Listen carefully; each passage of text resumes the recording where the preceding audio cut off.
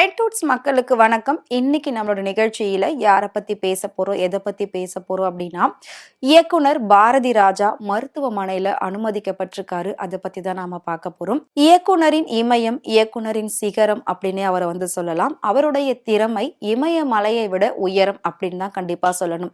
ஒரு செட்டுக்குள்ள படங்கள் எடுத்தது போக, நான் நேச்சுரலாவே எடுக்கிறேன் அப்படின்னு சொல்லி ஊர் சைட்ல இருக்க மாதிரி கிராமத்து வாழ்க்கை, கிராமத்து மக்களை அப்படியே தத்ரூபமா காட்டி அதுலயும் மிகப்பெரிய சினிமாவை வெற்றி அடைய வச்சவர் தான் இயக்குனர் இமயம் பாரதி ராஜா. இயக்குனர்கள் எல்லாருக்குமே இவர் ஒரு முன்னோடி அப்படின்னு தான் சொல்லணும். இவருடைய படங்கள் அப்படின்னாலே அந்த காலகட்டத்துல ஒரு தனி திறமை வாய்ந்தது, ஒரு தனி பெயர் பெற்றது இன்னைக்கு வரைக்குமே. ஏன்னா இன்னைக்கு இருக்கக்கூடிய மிக பெரிய பெரிய நடிகைகளா நாம கொண்டாடுறோம் இல்லையா, ராதிகா, அம்பிகா, ராதா, இந்த மாதிரி பெரிய பெரிய நடிகைகளை அறிமுகப்படுத்தியவரே நம்மளோட பாரதி ராஜா அவர்கள் தான். அவர் இல்லைன்னா இன்னைக்கு சினிமா இந்த அளவுக்கு வளர்ந்திருக்குமா அப்படின்னு கேட்டா கண்டிப்பா அது ஒரு கேள்விக்குறிதான். நடிப்புல எப்படி கமல், ரஜினி இவங்கெல்லாம் ஒரு லெஜண்டா இருக்காங்களோ, அதே மாதிரி இயக்கத்துக்குன்னு பாத்தீங்கன்னா பாரதி ராஜா மிகப்பெரிய ஒரு லெஜண்ட் அப்படின்னு தான் சொல்லணும். அவரை பத்தி புகழ்ந்து பேசுறதுக்கு வார்த்தைகளே இல்லை அப்படின்றதுதான் உண்மையும். அவருடைய வாழ்க்கையில யாருமே எதிர்பார்க்காத ஒரு சோகம் போன வருஷத்துக்கு முன்னாடி, அதாவது 2024 நடந்தது. அவருடைய ஒரே ஒரு செல்ல மகன் மனோஜ் பாரதி ராஜா உயிரிழந்தாரு. அதுவும் யாருமே எதிர்பார்க்காத ஒரு வகையில ஹார்ட் அட்டாக் உயிரிழந்தாரு. இது ஒரு சடன் டெத் அப்படின்றதுனால யாராலையுமே அக்செப்ட் பண்ணிக்க முடியல. அப்படி இருக்கும்போது ஒரு பெற்றெடுத்த தந்தை அவரால் எப்படி அக்செப்ட் பண்ணிக்க முடியும்? அவரு வயது மூப்பின் காரணமா இப்போ சினிமாவை விட்டு விலகி இருந்துட்டு இருந்தாரு. தன்னோட மகன் அந்த டைரக்ஷன் ஃபீல்டுக்குள்ள வந்துருவான், கண்டிப்பா ஜெயிச்சிருவான் அப்படின்னு சொல்லி ஒரு நம்பிக்கையில அவங்களோட மகனையும் அவர் வளர்த்து விட்டுக்கிட்டு இருந்தாரு.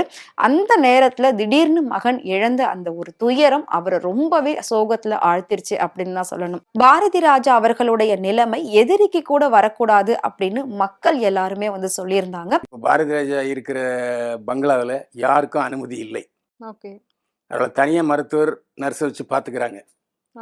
ஆனாலும் அந்த பையன் படத்தை பார்க்கறது, அப்புறம் அழுகிறது, அப்படியே தலையை தொங்க போட்டுக்கிறது, வேலை வேலைக்கு சரியாக சாப்பிட்றாங்கிறது கூட தெரியல. அது மட்டும் இல்லை, யாராவது பாரதி ராஜாவை பார்க்கணுன்னா இவர் பார்த்துட்டு தேம்பி தேம்பி அழுகுறாராம். அது இன்னும் அவரை ப்ரெஷர் அதிகமாக்கிடும்.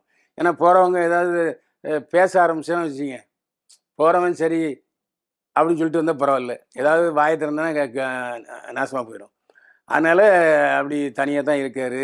அதாவது இடையில அந்த இறந்த உடனே, மனோஜ் பாரதி இறந்த உடனே அவங்க சகோதரி ஜனனி மலேசியா கூப்பிட்டு போனாங்க, வாங்கப்பா அங்கே போயிருப்பலான்ட்டு. அங்கே போய் ஒரு 4 மாதம் இருந்தார். அங்கேயும் யாரோடையும் ஃபோனில் பேசலை. திடீர்னு நான் ஊருக்கு போகிறோம்மான்னு சொல்லி இங்கே வந்துட்டார். மறுபடியும் அதே மாதிரி அந்த சூழ்நிலை தான் இருக்கார். இதை நான் இட்டு கட்டி சொல்லலை. மனோஜ் பாரதி ராஜாவுடைய உடன் பிறந்த சகோதரர் இந்த தகவலை பூரா தெரிவிச்சிருக்காரு. இதன் மூலம் என்ன அவர் சொல்கிறாருன்னா, யாரும் பாரதி ராஜாவை பார்க்க வராதீங்க, பார்க்க வந்தால் இன்னும் ப்ரெஷர் ஆயிரும், இன்னும் ஒரு மோசமான நிலைமைக்கு ஆளாகிக்காரு. இப்போவே அவரை பார்க்க எனக்கு அழுகழுகையாக வரத்தான் செய்யுது. ஏன்னா மனோஜ் பாரதி சின்ன வயசில் சித்தப்பான்னு என் மேலே விழுவான். நான் அவனை பையன் போல் வளர்த்தேன். இப்போ எனக்கும் ஒரு மைதான் இருக்குது. எங்கள் அண்ணனை போய் பார்த்தா அவரும் அழுகிறாரு, நானும் அழுகிறாரு. நிலைமை ரொம்ப மோசமாகிட்டு இருக்கு. அதனால் யாரும் அவரை பார்க்க வர வேண்டாம். அதாவது ட்ரீட்மெண்ட்டில் அவர் தேர்வாராங்கிறதும் உறுதி இல்லை அப்படின்னு சொல்கிறார். ஓகே. ஸோ ஏற்கனவே உடஞ்சி போயிட்டு இப்போ இன்னும் ரொம்ப முடியாமல் இருக்காரு எல்லா விஷயத்துலையும். ஸோ ஞாபகம் மறதி இழந்திருக்காரு. அதாவது ஒரே பையன். ஆமாம். சோகத்தில் பெரிய சோகம் என்னன்னா புத்திர சோகம் தான். ஆமாம். பொதுவாக அப்பாவை இறந்து போன அப்பாவுக்கு பையன் கொள்ளி வைப்பான். ஆனால் அப்பா மகனுக்கு கொள்ளி வைக்கிறது இருக்கு, அது ரொம்ப துயரமான விஷயம். கஷ்டம். அது சகிச்சிக்கவே முடியாது. அதுவும் எப்படி வரணும், அவர் உண்மையிலே அந்த மனோஜ் பாரதி விஷயத்தில் தோத்துட்டார். நல்ல நடிகனாக கொண்டு வரணும்னு சொல்லி நினைச்சாரு. எவ்வளோ பெரிய ஒரு ஆளு இப்படி உடைஞ்சு போயிட்டாரே, இவருக்கு இப்படி ஒரு நிலைமை வரணுமா? மனோஜ் பாரதி ராஜா பத்தி சொல்லணும் அப்படின்னா கண்டிப்பா அவரும் வந்து ரொம்ப ஒரு அருமையான ஒரு மனிதர் அப்படின்னு சொல்லணும். அதை தாண்டி தான் அவர் வந்து ஒரு நடிகர். நடிப்புல அவர் பெரிய அளவுல வரல அப்படின்னாலும் ரொம்ப ஒரு அமைதியான கேரக்டர், அப்பாக்கு ஏத்த பிள்ளை அப்படிங்கிற மாதிரி தான் ஒரு நல்ல பெயரோட வலம் வந்துட்டு இருந்தாரு மனோஜ் பாரதி ராஜா. அவரோட மறைவுக்கு பிறகுதான் பாரதி ராஜா ரொம்பவே வந்து சோகத்துல ஆழ்ந்திருந்தாரு. சோ அதனால பாரதி ராஜா அவர்களுக்கு உடல்நிலையானது ரொம்பவே பாதிக்கப்பட்டு இருந்தது.